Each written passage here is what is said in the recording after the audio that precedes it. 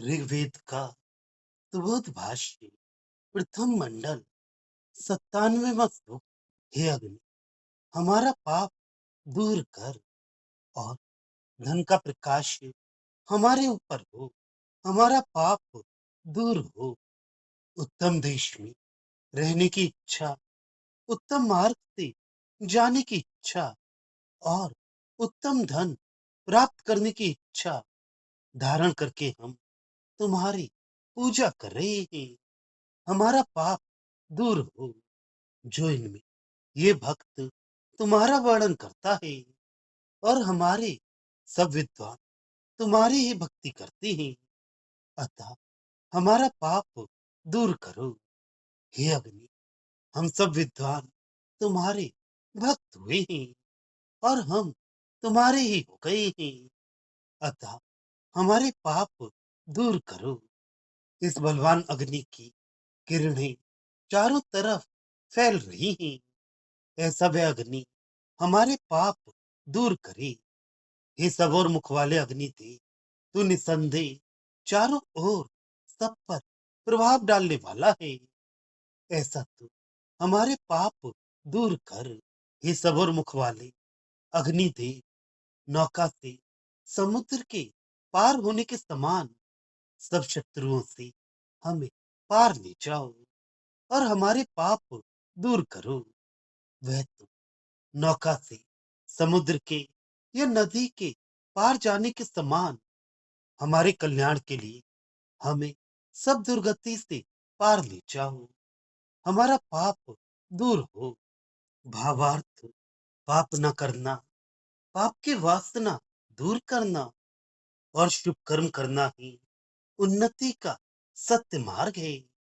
अशुद्ध मार्ग से जाना, बुरे कर्म करना ही पाप है। अतः मनुष्य कभी भी बुरे कर्म ना करे।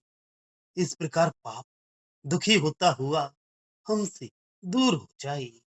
मनुष्य में तीन शुभ इच्छाएं स्थिर रूप से रहें। उत्तम देश में रहना, उत्तम मार्ग से जाना और उत्तम धन प्राप्त करना।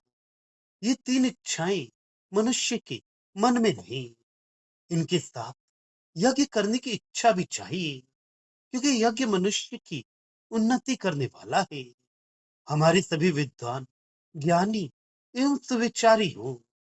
हमारे संबंधियों में एक भी ऐसा ना हो कि जो निर्बुद्ध और अनाड़ी हो। जो बलवान होता है उसका तेज चारों ओर फैलता है।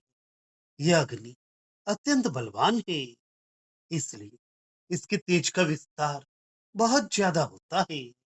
इसलिए उन्नति चाहने वालों को चाहिए कि वे बल प्राप्त करें और उसे बढ़ाएं। अग्रणी को विश्व मुख होना चाहिए, अर्थात उसकी नजर चारों ओर रहनी चाहिए। शत्रुओं पर अपनी नजर रखकर उन्हें अपने अधीन करना चाहिए। ईश्वर जैसी सब ओर मुख वाला होने के कारण सबका योग्य निरीक्षण करता है। उसी तरह विजयी वीर चारों ओर दूतों द्वारा शत्रु के चारों ओर निरीक्षण करे और विजय संपादन करे। जिस तरह लोग नौका द्वारा समुद्र के पार जाते हैं, उसी तरह अपने बल की नौका बनाकर वीर शत्रु रूपी समुद्र को पार करे। अंतःकरण की शत्रु पाप भाव है। समाज के शत्रु सामाजिक द्वेष भाव है और राष्ट्र के शत्रु राष्ट्र में द्वेष भाव फैलाने वाले शत्रु हैं। इन सबको दूर करना चाहिए।